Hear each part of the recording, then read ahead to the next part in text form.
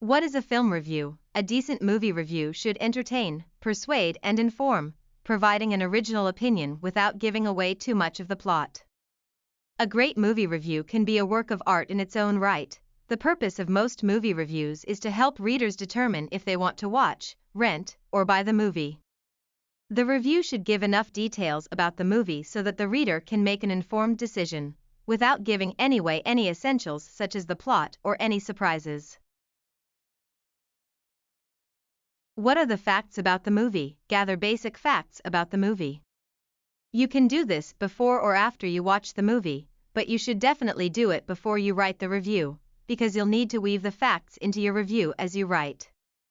Here's what you need to know: the title of the film and the year it came out, the director's name, the names of the lead actors, the genre. What are the movie mechanics? Analyze the mechanics of the movie. Analyze the different components that came together in the movie as you watch. During or after your viewing, ask yourself what impression the movie left with you in these areas. Direction. Consider the director and how he or she choose to portray or explain the events in the story. If the movie was slow, or didn't include things you thought were necessary, you can attribute this to the director. If you've seen other movies directed by the same person, compare them and determine which you like the most. Then, the cinematography. What techniques were used to film the movie? What setting and background elements helped to create a certain tone? Next is writing. Evaluate the script, including dialogue and characterization. Did you feel like the plot was inventive and unpredictable or boring and weak? Did the characters' words seem credible to you? Then the editing. Was the movie choppy or did it flow smoothly from scene to scene? Did they incorporate a montage to help build the story? And was this obstructive to the narrative or did it help it? Did they use long cuts to help accentuate an actor's acting ability or many reaction shots to show a group's reaction to an event or dialogue? If visual effects were used, were the plates well chosen and were the composited effects part of a seamless experience? Whether the effects looked realistic or is not the jurisdiction of an editor, however, they do choose the footage to be sent off to the compositors, so this could still affect the film. Then we have the costume design. Did the clothing choices fit the style of the movie? Did they contribute to the overall tone, rather than digressing from it? Next is the set design. Consider how the setting of the film influenced its other elements. Did it add or subtract from the experience for you? If the movie was filmed in a real place, was this location well chosen? Lastly, score or soundtrack. Did it work with the scenes? Was it over or underused? Was it suspenseful? Amusing? Irritating? A soundtrack can make or break a movie, especially if the songs have a particular message or meaning to them. Then, what are the technical and artistic elements of the film? First, we have the tone. Despite the insane loneliness and high stakes of being stuck alone on Mars, The Martian's witty script keeps humor and excitement alive in every scene. Space may be dangerous and scary, but the joy of scientific discovery is intoxicating. Second is the music and sound. No Country for Old Men's bold decision to skip music entirely pays off in spades. The eerie silence of the desert, punctuated by the brief spells of violent, up-close and personal sound effects of Hunter and Hunted, keeps you constantly on the edge of your seat. Lastly, the acting. While he's fantastic whenever he's on the move, using his cool stoicism to counteract the rampaging bus, Keanu Reeves can't quite match his co-star in the quiet moments of speed, which falter under his expressionless gaze. Now, let us talk about how to film review. We have 6 basic steps to follow and these are: 1. Screen the film. 2. Organize the information. 3. Write the summary. 4. Craft the analysis. 5. Demonstrate significance. 6. Make a recommendation.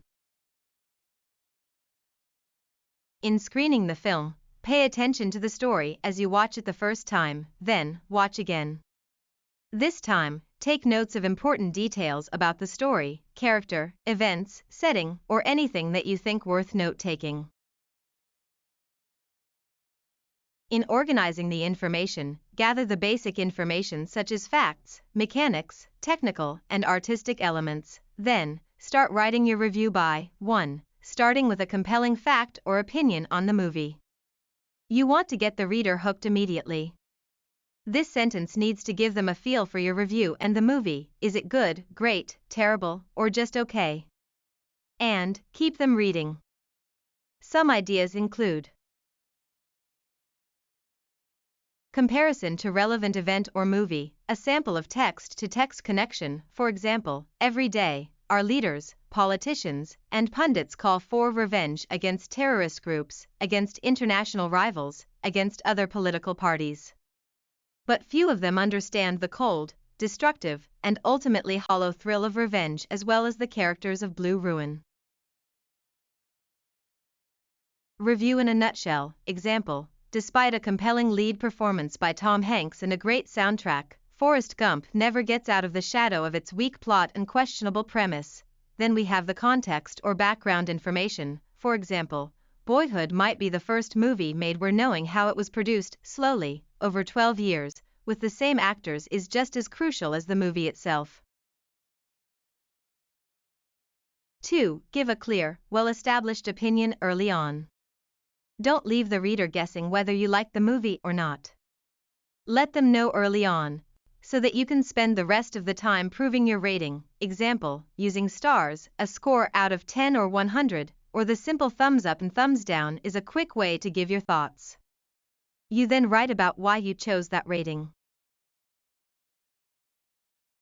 Great movie. For example, ABC is the rare movie that succeeds on almost every level, where each character, scene, costume, and joke firing on all cylinders to make a film worth repeated viewings. Example of a bad movie: it doesn't matter how much you enjoy kung fu and karate films, with 47 Ronin, you're better off saving your money, your popcorn, and time.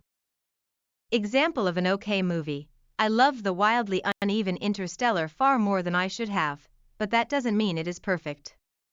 Ultimately, the utter awe and spectacle of space swept me through the admittedly heavy-handed plotting and dialogue. 3. Support your opinions with evidence from specific scenes. This is where taking notes during the movie really pays off. It's hard to sway other people with your opinion if you can't give facts that support your argument. 4. Create an original thesis based on your analysis.